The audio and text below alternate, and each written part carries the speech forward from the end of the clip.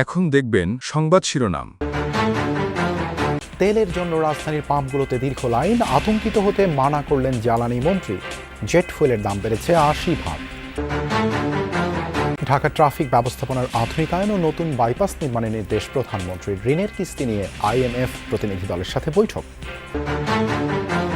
সংবিধান এবং জুলাই আকাঙ্ক্ষার অগ্রাধিকার নিয়ে বিএনপি জামায়াতের পাল্টাপাল্টি। অন্তর্বর্তী সরকারের প্রায় ২ ডজন অধ্যাদেশ সংসদে পাঠানোর সুপারিশ। জিজ্ঞাসাবাদের জন্য দিল্লি নেওয়া হয়েছে হাদি হত্যার প্রধান ২ সন্দেহভাজন ফয়সাল ও আলমগীরকে। দেশে ফিরিয়ে এনে বিচার সরকারের অগ্রাধিকার। আসসালামু আলাইকুম। এতক্ষণ দেখছিলেন সংবাদ শিরোনাম, এখন দেখবেন বিস্তারিত। জ্বালানি তেলের খোঁজে রাজধানীর এক পাম্প থেকে অন্য পাম্পে ছুটছেন পরিবহন মালিক চালকরা। সকাল থেকে বেশিরভাগ ফিলিং স্টেশনে তেলের জন্য দীর্ঘ লাইন, কিন্তু মিলছে না কাঙ্ক্ষিত জ্বালানি। দুপুরের পর ডিপো থেকে পাম্পে তেল এলেও তা শেষ হয়ে যায় সন্ধ্যার আগে। পাম্প মালিকরা বলছেন ডিপো থেকে তাদেরকে কম তেল দেয়া হচ্ছে। রাজধানীর বিভিন্ন পাম্প ঘুরে দেখা যায় ফিলিং স্টেশন কর্তৃপক্ষ নিজেদের মতো রেশনিং করে তেল দিচ্ছে। ২ ঘন্টা লাইনে দাঁড়িয়েও শেষমেশ জ্বালানি তেল পাননি ব্যবসায়ী হাসান। তার আগেই ফুরিয়ে গেছে এই পাম্পের তেল। এখন অপেক্ষা ডিপো থেকে তেল আসার। এর আগে পাম্পে পাম্পে ঘুরেই শেষ করে ফেলেছেন গাড়ির জ্বালানি। এই পরিমাণ তেল ছিল হবে না। গতকালকে একবার 10 লিটারের মতো তেল নেওয়ার জন্য 10 লিটার তেল নষ্ট হচ্ছে। আবার লাইনে দাঁড়ানো অনেকের বেলায় ঘটেছে এমন। সৌরভ পাম্পে গেছি, খালেক পাম্পে গেছি, এসপিতে গেছি, ওখান থেকে ইউটার্ন নিয়ে আবার এখানে আসছি। 11টা পাম্পে গেছি, গাজীপুর চৌরাস্তা থেকে শুরু করে ব্রিজের সরণির ওই মাথা মতো সিরিয়াল। তো ওইখান থেকে মনে করেন যে গাড়িটা স্টার্ট করতে গেলে 150 গ্রাম করে তেল একবারে জায়গা। সকাল থেকে কেউ কেউ এতটাই বিপাকে যে পরের কয়েকদিন কি করবেন বুঝে উঠতে পারছেন না। আমার গাড়িতে একটু তেলও নেই, যে ধাক্কায় নেব আমার আর পায়ে সমস্যা। গভর্নমেন্ট বলতেছে যে প্যানিক হওয়ার জন্য না, আমরা প্যানিক না হয়ে সকালে আসছি, কিন্তু দেখেন অবস্থা প্যানিক হওয়ার মতোই তো অবস্থা। যাদের তেল প্রয়োজন তারা তো আসছে, প্লাস যাদের ধরেন আপাতত এখন দরকার নেই তারাও আসতেছে।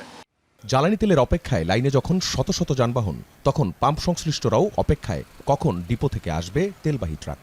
৪৫ থেকে ৫০ হাজার তেল লাগে, তো সেখানে আমার ১৮,০০০ তেল আমার আজকে উঠাইতে পারবো। তো বাদবাকি এটা শেষ হওয়ার পরে বাদবাকি তোমার পাম্প বন্ধই রাখতে হবে। দুপুর ১টার পর ফতুল্লার ৪ ডিপো থেকে তেলবাহী ট্রাকগুলো ঢুকতে থাকে রাজধানীর পাম্পে। অবসান ঘটে দীর্ঘ প্রতীক্ষার। সবাই চান ফুল ট্যাঙ্ক তেল, কিন্তু এক এক পাম্পে এক এক রকম রেশনিং। 500 টাকা করে দিতেছে বস। 500 টাকা করে দিতেছেন, এর চেয়ে বেশি দিচ্ছেন না, এর থেকে বেশি দেওয়া হচ্ছে না। ডেইলি তাহলে এইভাবে দিবেন? এইটা কি আপনারা নিজেরা সিদ্ধান্ত নিয়েছেন? এটা অফিস থেকে বলছে যে তেল তো কম, সবারই যেন অল্প করে সবাই পৌঁছেই দেওয়া। ট্রাফিক ব্যবস্থার উন্নয়নে ঢাকার চারপাশে নতুন বাইপাস, শহরের ভেতরে ওভারপাস ও আন্ডারপাস নির্মাণের মতো বেশ কিছু পরিকল্পনা হাতে নিয়েছে সরকার। সচিবালয়ে প্রধানমন্ত্রী তারেক রহমানের সভাপতিত্বে ট্রাফিক ব্যবস্থাপনা নিয়ে অনুষ্ঠিত বৈঠকে যত্রতত্র বাস কাউন্টার অপসারণ ও 5টি আন্তজেলা বাস টার্মিনাল শহরের বাইরে স্থানান্তরের সিদ্ধান্ত হয়।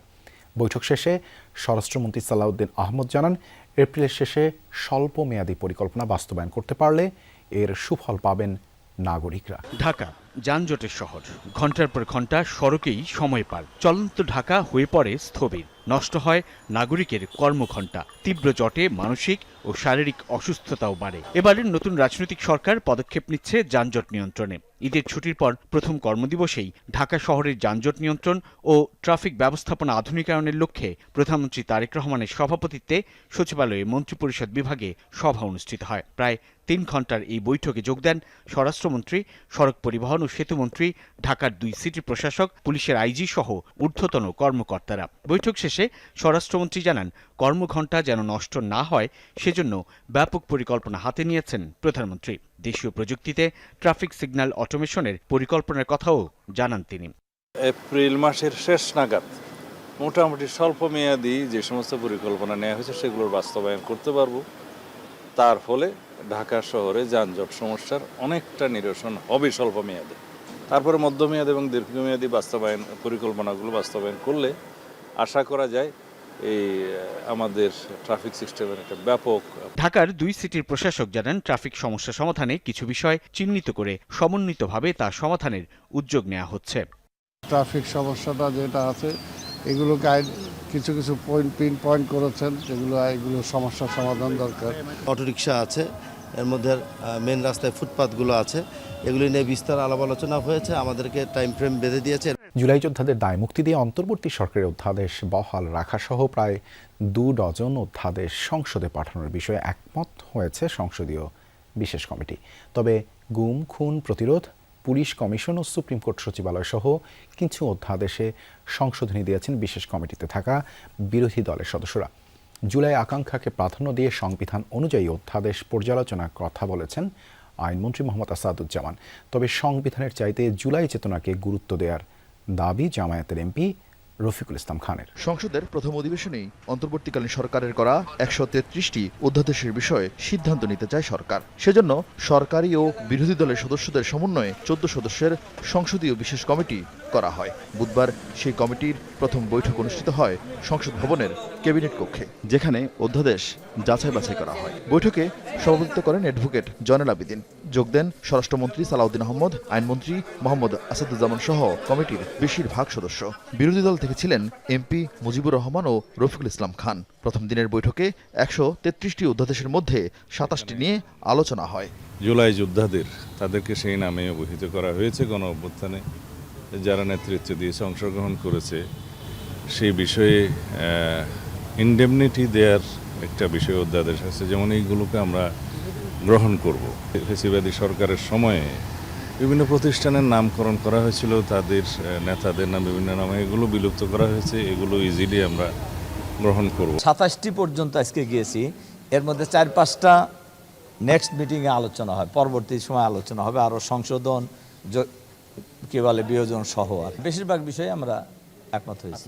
অধ্যাদেশের গুরুত্ব বিবেচনায় আরও কয়েকটি বৈঠক করবে সংসদীয় এই বিশেষ কমিটি, যার মধ্যে কিছু অধ্যাদেশ কোনো পরিবর্তন ছাড়াই সংসদে উত্থাপিত হবে, কয়েকটি হবে সংশোধন করে। সংবিধান নাকি জুলাই আকাঙ্ক্ষা আলোচনায় কোন বিষয়ে গুরুত্ব পাচ্ছে কমিটির কাছে? আমরা দুইটাকেই সমন্বয় করে এগিয়ে যেতে চাই। সংবিধান এবং জন আকাঙ্ক্ষা দুইটাকে সমন্বয় করে সংবিধান অবশ্যই সবার থেকে এগিয়ে থাকে। জুলাই আকাঙ্ক্ষাকে সামনে রেখে, এই চেতনাকে সমুন্নত রেখে সংবিধানের পরিবর্তন করার দরকার হলে পরিবর্তন হবে।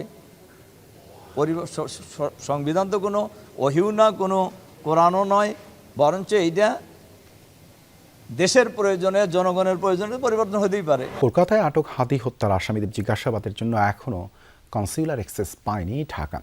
পররাষ্ট্র প্রতিমন্ত্রী বলেছেন, তাদের ফিরিয়ে এনে বিচার কার্যকর করা সরকারের অগ্রাধিকার।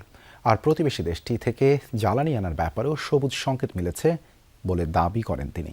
ইনকলাব মঞ্চের আহ্বায়ক প্রয়াত ওসমান হাদি হত্যায় সন্দেহভাজন ফয়সাল ও আলমগীরকে গ্রেপ্তারের পর 2 সপ্তাহে রিমান্ডে নিয়েছিল কলকাতা পুলিশ। তারপর দ্বিতীয় দফায় জেল গেটে আরও জিজ্ঞাসাবাদের জন্য তাদের দিল্লিতে নিয়েছে দেশটির গোয়েন্দা সংস্থা। আর ঈদের আগে তাদের ভারতে পালাতে সহায়তার দায়ে ফিলিপকে আটক করে জিজ্ঞাসাবাদ শুরু করেছে কলকাতা পুলিশ। ফয়সাল ও আলমগীর গ্রেপ্তারের পরপরই তাদের তথ্য যাচাইয়ে কনসুলার সুবিধা চেয়েছিল ঢাকা। 2 সপ্তাহ পার হলেও এখনো তার কোনো সুরাহা হয়নি। আমরা তাদেরকে পুশ করছি, কারণ যেহেতু এটা বাংলাদেশের নাগরিক হত্যা হয়েছে, হত্যাকারী ভারতে অ্যারেস্ট হয়ে থাকে, আসামিকে দেশে ফিরিয়ে আনা, সাজা দেওয়াটা আমাদের টপ মোস্ট প্রায়োরিটি এই হাদি হত্যার ব্যাপারে, এবং সেটা বিচার আমরা নিশ্চিত করবো ইনশাআল্লাহ।